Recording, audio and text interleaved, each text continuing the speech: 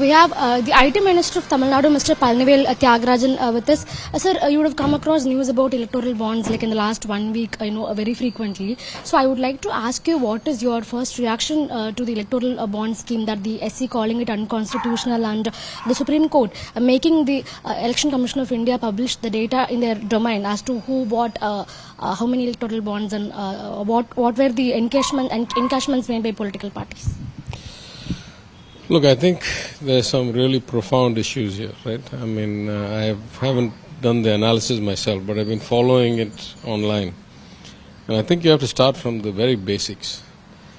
The notion of a democracy, of the model of governance that is a democracy, is intricately tied to the notion of having some kind of free market capitalism. Because from the days of Karl Marx, including the current kind of analysis from economists like Thomas Piketty, it's very clear that the natural tendency of free markets and capitalism is to provide very big winners who get so rich that they can become so powerful with their money that they can subvert the governance to their benefits.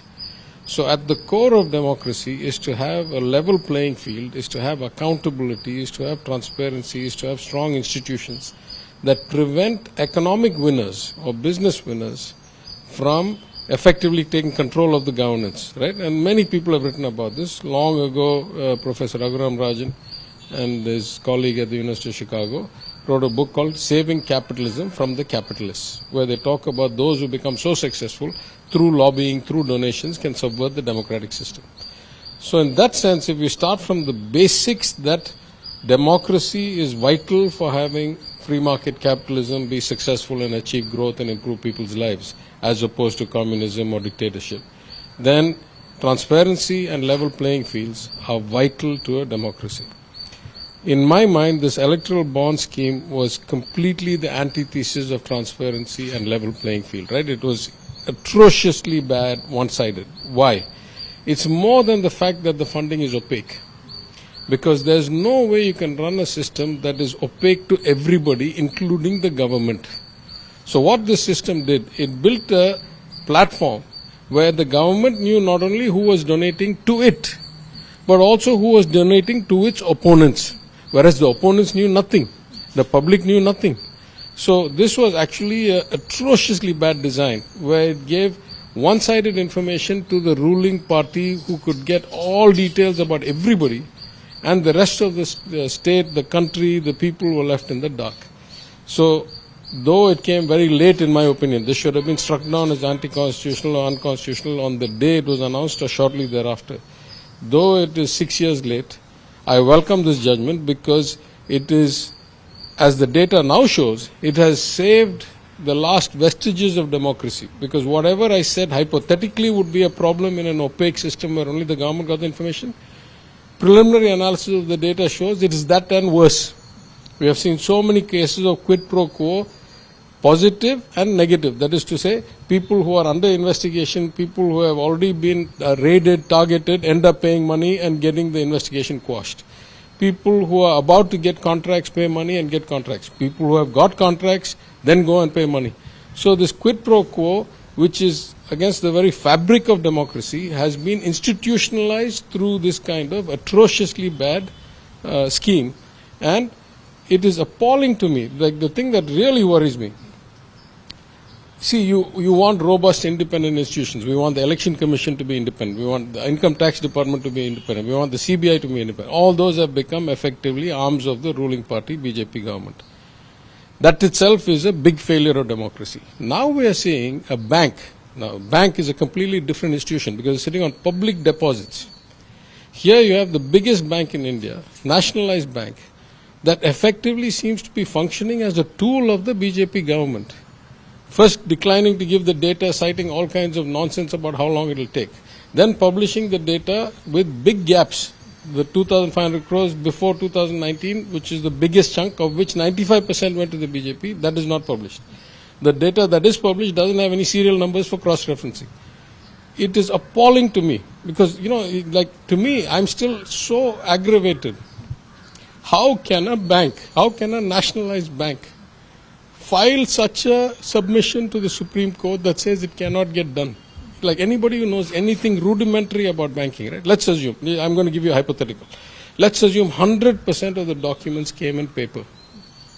Let's assume that they were submitted at different branches. Let's assume that they were processed in different branches, etc.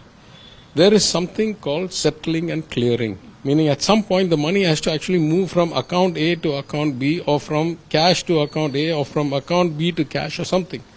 Settling and clearing is 100% mandated and regulated by the RBI. So no matter how the document or the transaction came to you, when it finally finished its process, that the money had to go from A to U, from U to B, both those must have been electronically recorded somewhere. Otherwise, this banking system is failing. Otherwise, you have a parallel banking system where tens of thousands of crores can be processed without any electronic record. So if these transactions have to be recorded, otherwise you're not in compliance with basic banking. You're not fit to be a bank. It means you're running basically a black money scheme inside a bank. Therefore, if that cannot be true, all these must have had electronic records, at least post on the settlement of the transaction. For the bank to come and say that I cannot give you these records 3 months, 6 months, is beyond the pale to me. It is beyond the limits of professionalism or decency. If I had my kind of true, input into this, we should go to ask the court to hold SBI in contempt for filing a false document in the court, right? That's how bad a document that is. So, I still think there's more data to come. When it comes, I think you're still going to get more clarity, because once the serial numbers come, there's going to be more matching. But the whole episode reeks of, like, the death of democracy is going to be foretold by these kinds of actions, right? And therefore, this to me is a reprieve, and the evidence shows that. So did you look at the data, the two sets of data put out by the Election Commission, the receiver's data and then the purchaser's data? Like, what were you able to make out of it?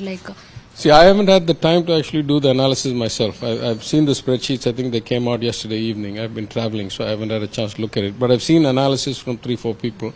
And in my office, they've taken the PDF files and made them into spreadsheets.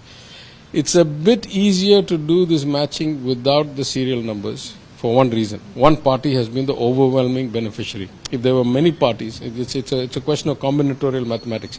So if there had been many parties getting roughly equal amounts of money or in the same league of money, and the dates are only X number of dates, it would have been harder to show which money went where. But because you have one party that is the beneficiary of giant amount of money and a lot of parties that are only beneficiaries to very small numbers, anybody who knows how to write good programs would actually have been able to get 90-95% accuracy in being able to tell which donation went to whom.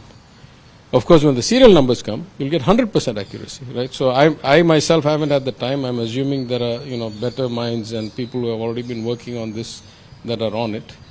When the serial numbers come, I think the greater clarity will come. Sir, also there is an accusation that investigative agencies like the Enforcement Directorate and CBI, they were used as, extortive agencies, like to extort money from the, companies, corporate companies. Like I've seen reports that, as soon as ED or a CBI, like they raid or they search a premise of a corporate company, the company later in a few days makes a donation through electoral bonds. We don't know where this donation went to, which political party this donation went to, but the whole, allegation that the investigative agencies are being used as a tool by the Union BJP government. Do you agree with that?